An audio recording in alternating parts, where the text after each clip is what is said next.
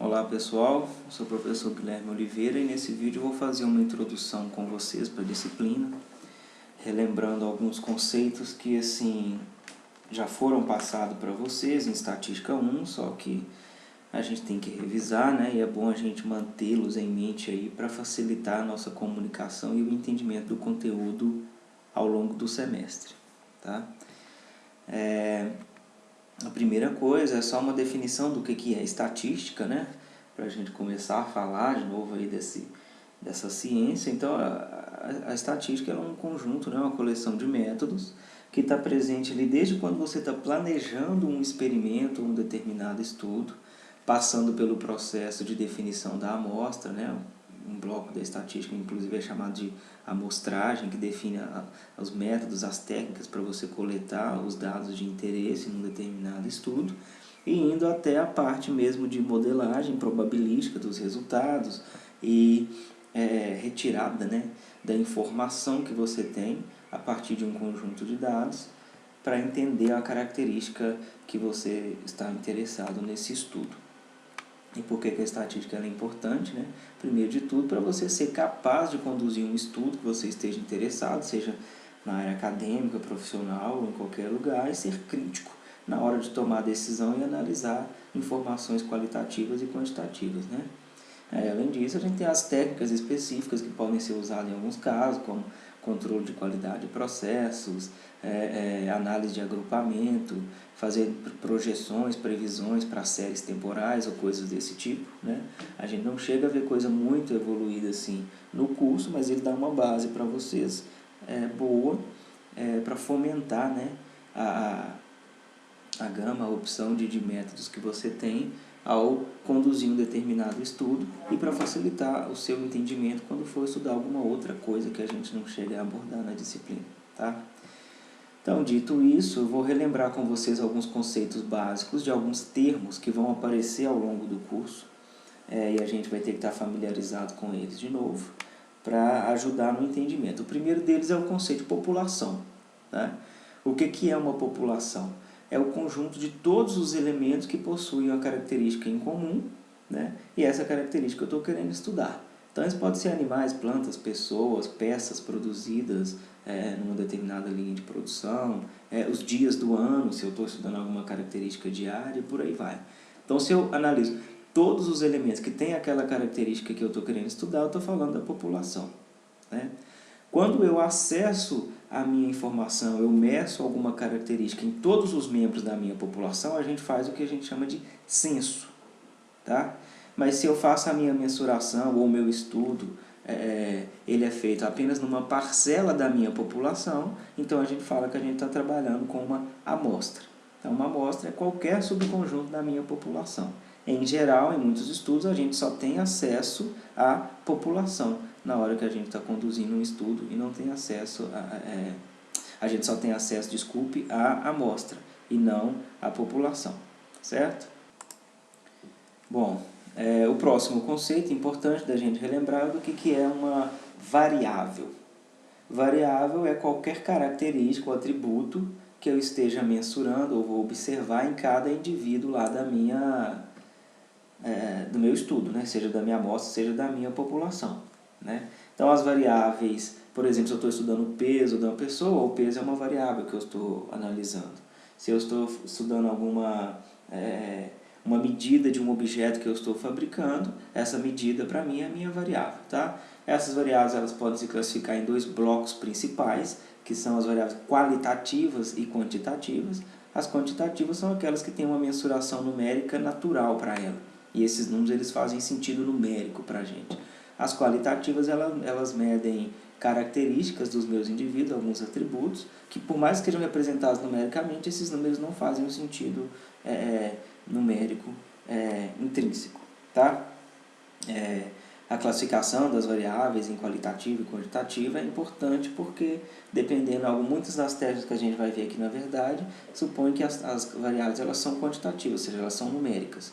Outras, elas são qualitativas. Então, a técnica que eu uso para analisar uma variável no meu estudo ou não vai depender da classificação dela, tá? E aí, um outro conceito importante que é bom a gente ter em mente é o que é um parâmetro e o que é uma estatística. Um parâmetro, ele é uma medida numérica que descreve uma característica da minha população. Tá? Então, se eu estou analisando alguma coisa e estou fazendo uma mensuração em cima de toda a minha população, eu estou olhando ou tentando calcular o que a gente chama de parâmetro. Tá? Os parâmetros eles são valores fixos, geralmente desconhecidos, e que a gente só vai ter acesso se conseguir fazer o nosso estudo na população inteira, o que é muito difícil. Tá? Então, alguns parâmetros são comuns de a gente estar interessado neles, eles vão aparecer muito aqui ao longo da disciplina. E quando a gente se refere a parâmetros, a gente usa letras gregas para denotá-los. Então, por exemplo, se eu estiver falando da média de uma característica da população, em geral essa média ela é denotada por uma letra grega chamada mi. Tá? Se eu estiver falando de uma proporção de alguma característica da minha população, por exemplo, qual é a proporção da população mundial que é infectada pela Covid-19? Isso é um parâmetro, a gente denota ele por a letra grega π. Tá? Eu sei que essa proporção, né, em porcentagem, ela é um número de 0 a 100%.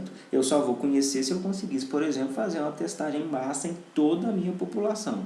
Tá? Eu não vou conseguir, então não vou saber falar, né, qual é o valor verdadeiro, o valor real dessa proporção, mas eu sei que ela existe, é um número que, se eu acessasse a minha população inteira, eu iria calcular. Né? E outros parâmetros que vão aparecer muito, por exemplo, a variância de uma população, a gente em geral denota por uma letra grega chamada sigma ao quadrado, é a notação para uma variância populacional, e o desvio padrão da população, naturalmente por o desvio padrão ser a raiz quadrada da variância, isso aí já é uma outra coisa que eu estou relembrando a vocês. A gente, quando está falando de desvio padrão populacional, a gente denota por uma letra grega sigma. Né? A raiz de sigma ao quadrado é sigma. É assim que a gente denota. Tá? Então, parâmetro são medidas relacionadas à minha população. Quando eu estou calculando uma medida na minha amostra, a gente chama isso de estatística. Por exemplo, a média amostral, proporção amostral, variância amostral, desvio padrão amostral. Tá? Então, como é calculado com base na amostra, é uma estatística e não um parâmetro. Em geral, o que você faz no estudo usa as estatísticas amostrais para te dar uma ideia ou fazer o que a gente chama de estimar os valores dos parâmetros da minha população. Então, por exemplo, eu posso ter uma medida, uma forma de calcular uma média na minha amostra para ser usada como referência para a média da minha população. Eu posso ter uma medida para calcular um desvio padrão com base nos dados de uma amostra para eu ter uma ideia a respeito do desvio padrão da minha população. Eu posso pegar um subconjunto da população mundial, fazer um teste para a Covid neles e a proporção que eu observar na minha amostra, eu posso usar como referência para a proporção de infectados na população, certo? A estatística é usada como referência para o parâmetro. Aqui na disciplina a gente vai fazer muita coisa, ela é focada principalmente no processo que a gente chama de inferência estatística. O que é isso? É justamente eu tirar alguma conclusão ou ter uma ideia, né, para um parâmetro populacional com base na minha amostra. Então a estatística é usada para fazer inferência para o parâmetro, certo? Então, nessa linha, outros dois conceitos que eu vou relembrar com vocês agora é o que é uma estimativa e um estimador. Tá? Estimativa é o valorzinho lá numérico que a gente vai obter para uma estatística. Tá? Então, supondo, eu vou utilizar uma estatística média amostral. Quando eu pegar os meus dados e efetivamente calcular um valor para essa coisa que eu estou chamando de média amostral, aquele valor é o que eu chamo de estimativa. E para obter a estimativa, a gente tem que fazer uso de alguma fórmula matemática, né? Uma maneira de se obter, por exemplo, uma média a partir de uma amostra, um desvio padrão a partir de uma amostra. E essa fórmula matemática é o que a gente chama de estimador. Tá? Então, eu tenho uma fórmula matemática chamada estimador, que está associada a uma estatística da minha amostra. Eu vou obter o valor dessa estatística, né? Calculando, aplicando a fórmula do meu estimador, para ter uma estimativa para um parâmetro populacional. É isso, certo? E aí, eu aproveitando já essa definição do estimador, eu coloquei para vocês aqui na tela, para a gente relembrar algumas estatísticas amostrais, né? Alguns estimadores que a gente usa muito rotineiramente, que vão aparecer para a gente aí já nos primeiros momentos que a gente vai estudando o conteúdo da disciplina. Por exemplo, esse estimador chamado x barra, a gente denota sempre por x barra, um estimador para uma média amostral. Como que ele é dado? Se eu tenho uma variável que eu observei no meu estudo, eu denotei ela por uma letra X, tá?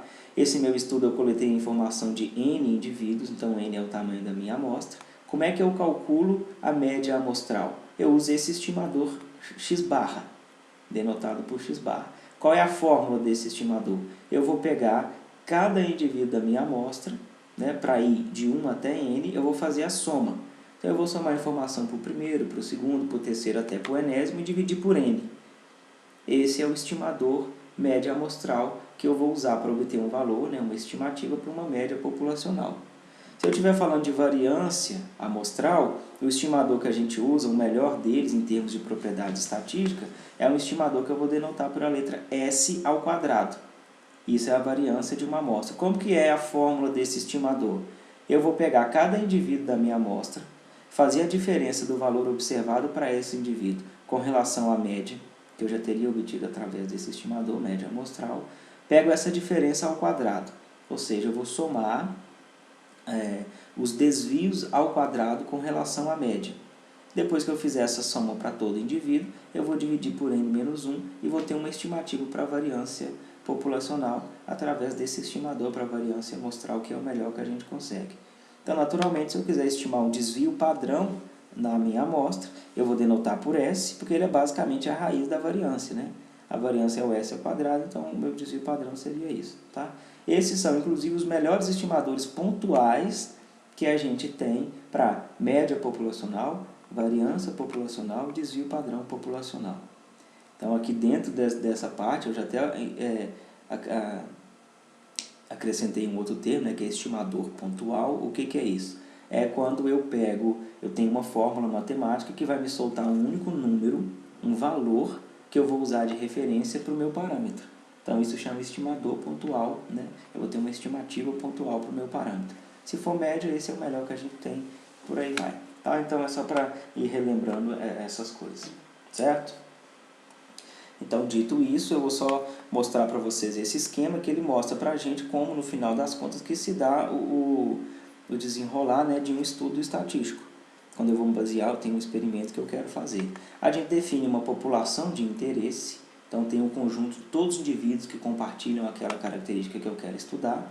Eu defino um plano amostral, a disciplina não tem o objetivo de escrever com relação à qualidade de amostra, qual é o melhor plano amostral, mas você tem que definir isso para coletar a informação de um subconjunto da sua população. Quem é esse? A sua amostra.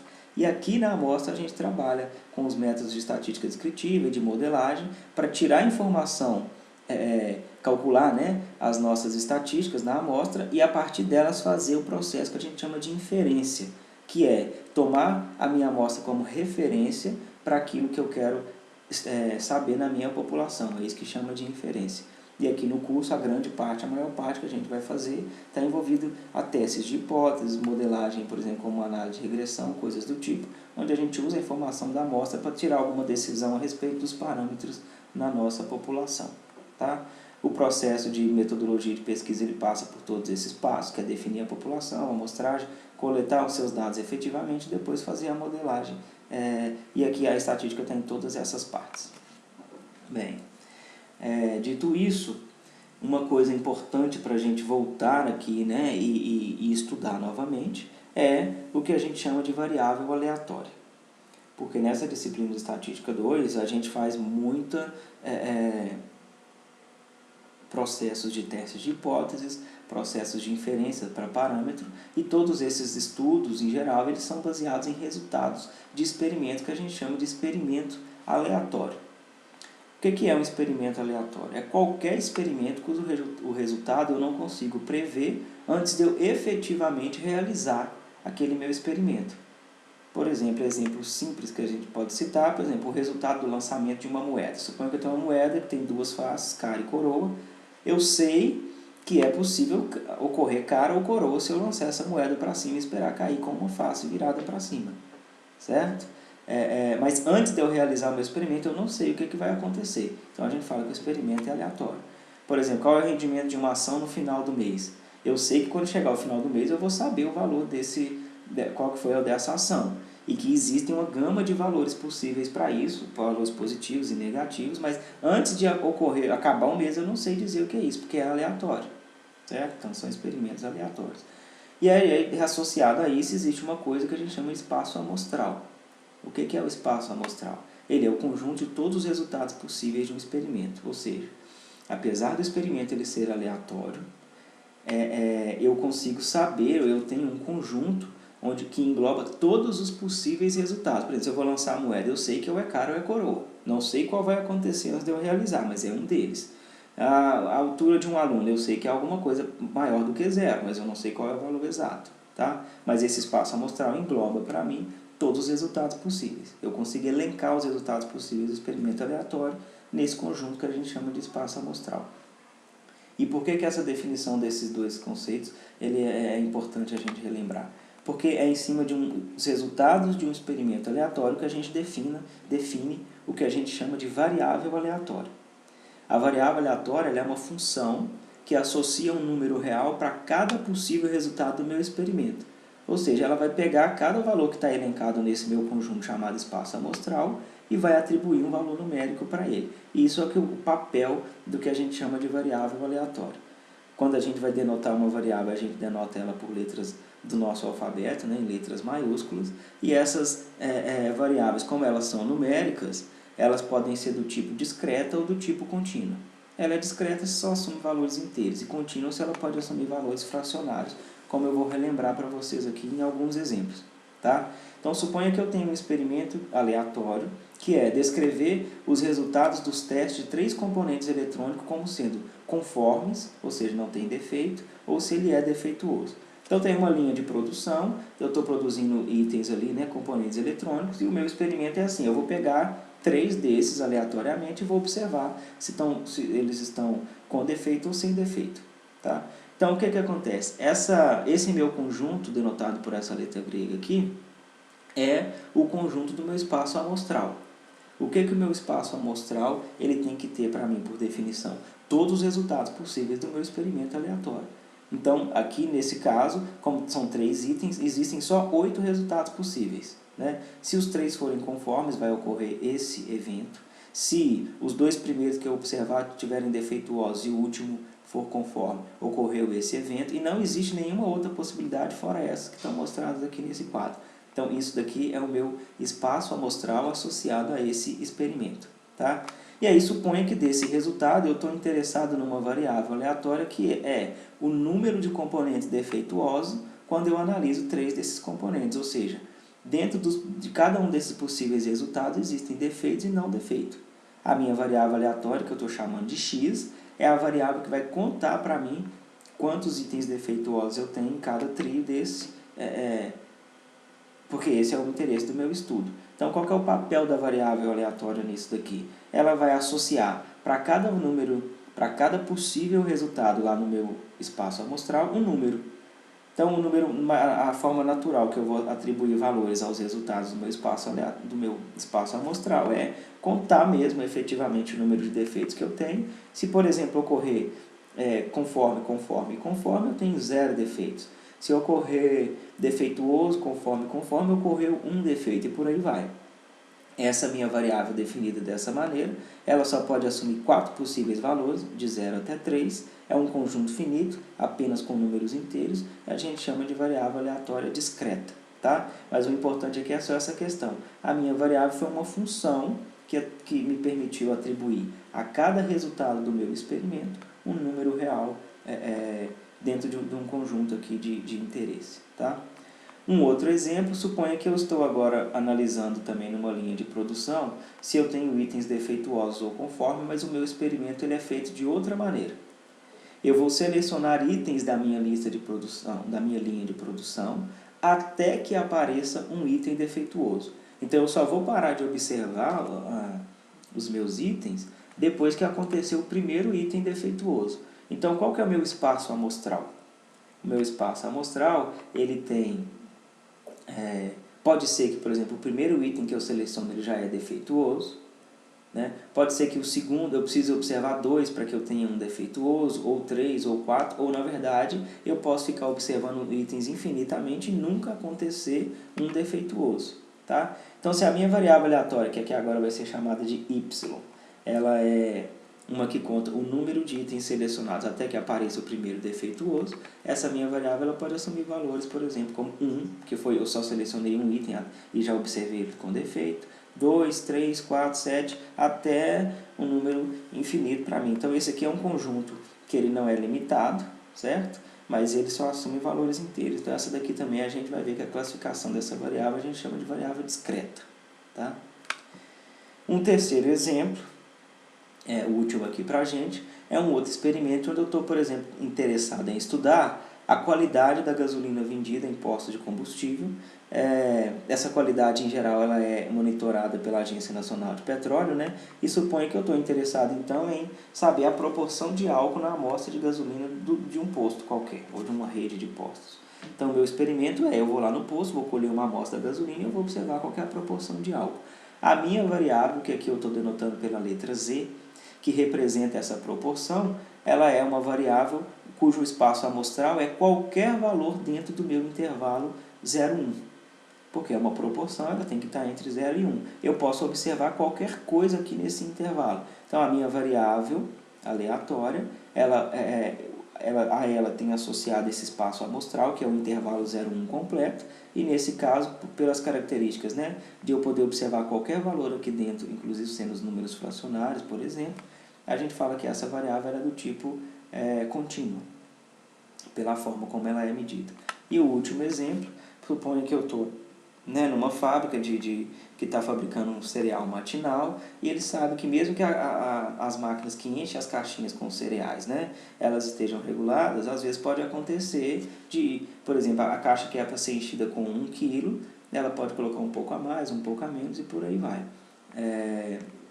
Aí, se eu estou observado em saber o peso líquido em gramas do cereal que é dispensado, por exemplo, por não caber na caixa, quando uma máquina enche muito a minha caixinha, eu vou acabar perdendo um pouco do cereal, porque eu vou ter que dispensar ele para conseguir fechar a minha caixa. Essa pode ser uma variável de interesse, ela está denotada aqui por W, e eu não tenho nenhum motivo para limitar o valor dessa variável, certo? Então, ela pode ser qualquer valor acima de 0, vai ser 0 quando eu não dispensar nada, ou seja, eu encher a caixa abaixo da capacidade máxima dela, e se for qualquer valor para cima, isso vai ser um valor aqui para mim, que pode ser fracionário, por exemplo, não estou limitando a ele ser um número inteiro. Então, essa variável, o espaço amostral dela é qualquer número real positivo, e por essa característica na sua medição, a gente fala que a variável ela é contínua. Tá? Então, por que é importante essa diferenciação entre variáveis discretas e contínuas que eu fiz com vocês? Porque, dependendo da característica da variável, sendo ela discreta ou contínua, a maneira como a gente vai modelar probabilisticamente a variável ela é diferente. Tá? Então, sabendo da natureza da variável, a gente pode associar a ela um modelo probabilístico, que é o próximo conceito que eu vou apresentar aqui para vocês. Existem os modelos para variáveis discretas, aquelas que são medidas num conjunto finito, ou num conjunto que eu consigo enumerar, fazer uma associação, por exemplo, com o conjunto dos números naturais. E existem os modelos para variáveis contínuas, que são aquelas que assumem valores em qualquer intervalo da reta real ou na reta inteira. Eu não preciso, um intervalo sempre que eu não consigo enumerar os valores possíveis da variável, e dependendo da característica dela, a gente vai ter que modelar ela probabilisticamente de maneira diferente. Tá? Então, essa coisa que eu chamo de modelo probabilístico, ele é uma distribuição ou uma função que atribui uma probabilidade aos valores de uma variável aleatória. Tá? Por que o estudo de modelos probabilísticos é importante? E, na verdade, os métodos que a gente vai ver são sempre baseados no modelo probabilístico. É porque, para qualquer processo de inferência para um parâmetro de uma população que eu vá fazer, eu vou me basear em uma única amostra da variável aleatória de interesse. Como as variáveis aleatórias são resultados de experimentos aleatórios, então os resultados delas são incertos. E para a incerteza, a gente tenta trabalhar, modelar essa incerteza probabilisticamente para conhecer melhor sobre o processo gerador desses dados, qual é a chance da minha variável estar acima de um determinado valor, abaixo de um valor, e a característica da variável é que determina qual modelo probabilístico que eu posso utilizar. Se a variável é discreta, existem modelos famosos como distribuição uniforme, binomial, Poisson, algumas que vocês podem até ter visto em estatística 1, já ter ouvido falar. Nesse caso aqui a gente não vai focar nesses modelos, nessa parte inicial do curso, mas sim a gente está mais interessado em modelos probabilísticos para variáveis contínuas. E aí aparecem alguns nomes comuns também que vocês já viram, como a distribuição normal, T-student e algumas outras. E aí a próxima aula, que a gente já começa com o conteúdo, eu vou justamente relembrar vocês sobre esses modelos para variáveis contínuas, que vão ser muito úteis para a gente aqui na hora que a gente estiver construindo testes de hipótese e regras para tomar decisão em testes de hipótese, sobretudo a distribuição normal, que é a principal aqui, base desse primeiro bloco do nosso curso, que a gente vai ter que relembrar como que lida com essa distribuição, para que ela é útil, para quando ela aparecer, a gente já está familiar e saber mexer com isso, tá? Então, no próximo vídeo, já sobre conteúdo, eu vou relembrar vocês basicamente sobre essa distribuição normal e a gente voltar a calcular probabilidades e entender esse modelo probabilístico que vai ser muito importante para a gente ao longo do curso, tá certo? Então é isso, um abraço para vocês.